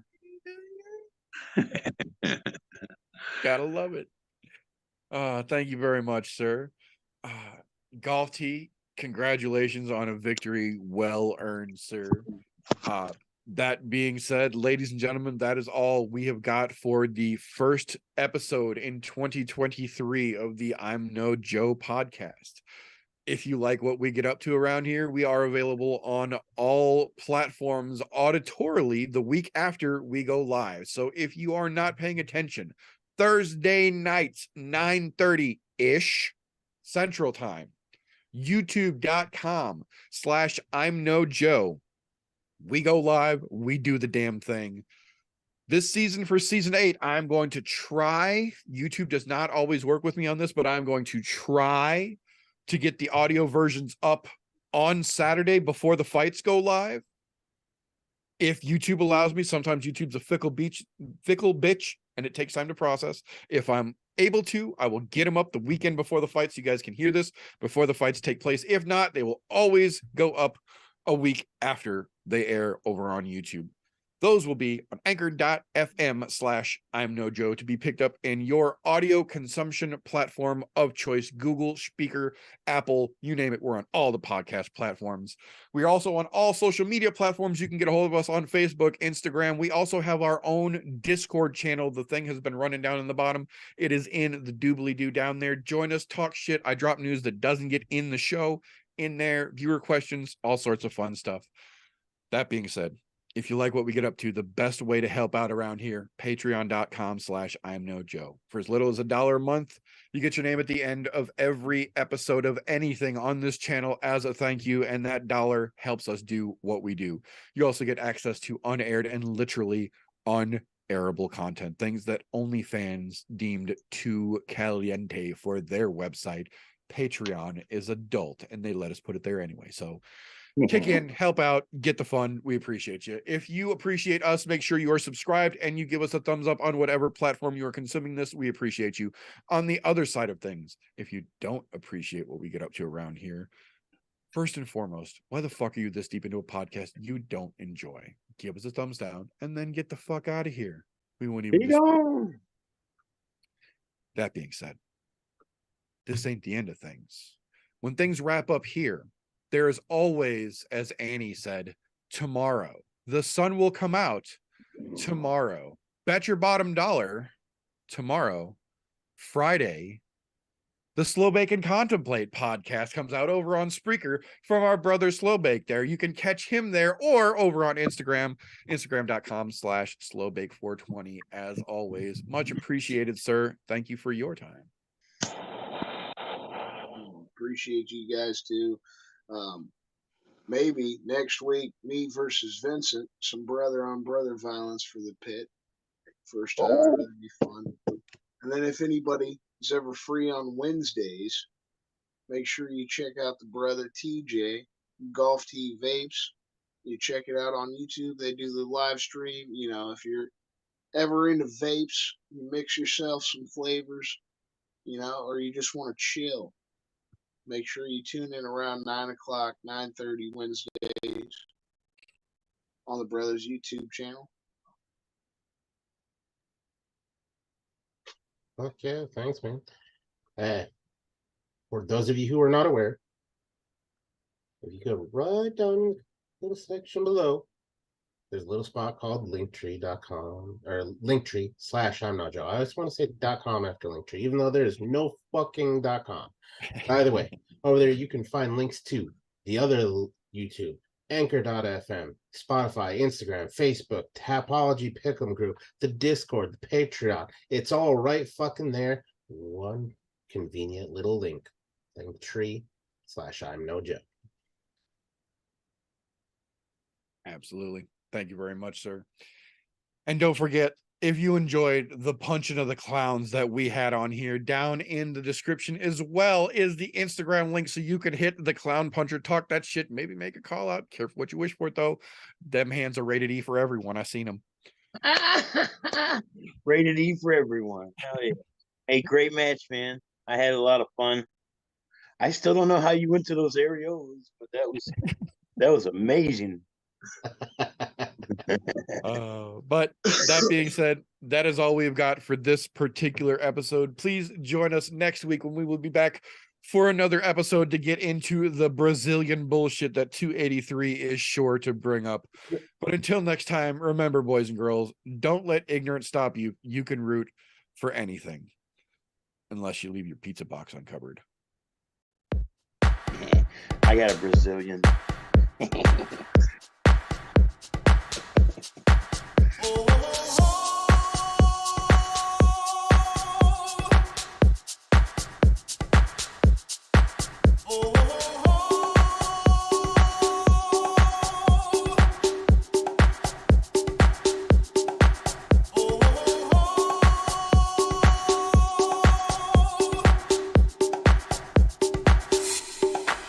Everybody was kung fu fighting.